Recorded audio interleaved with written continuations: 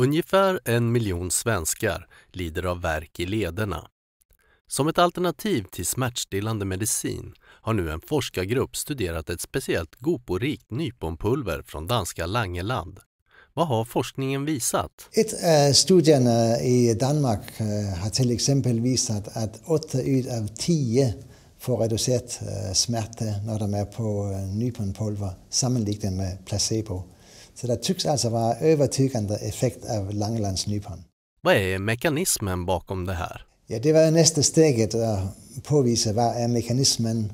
Och vi har isolerat olika molekyler ifrån Langelands nypon genom drygt 3 år. Och det lyckades isolera ett molekyl, ett galaktolipid, och namnet är GoPo. Och det molekylet verkar antiinflammatoriskt. Så vi har alltså en förklaring. Nyponpulveret verkar antiinflammatoriskt. Hur påverkar det här medicinering och rörlighet? Lite överraskande så var det så att medicineringen i den norska studien faktiskt blev påverkad.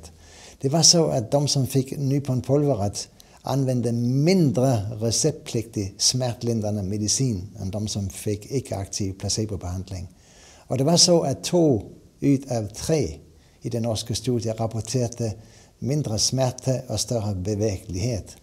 Och det tycker jag är ganska överraskande i och med att den norska studien är baserad på patienter som verkligen är hotade. De är så dåliga att de är på väntlista till ny höft eller huknä.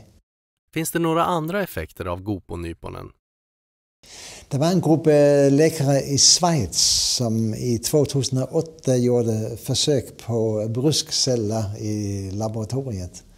Och de kunde se på humana bröstceller ifrån knälederna att det faktiskt hände något om det var GoPo i närheten.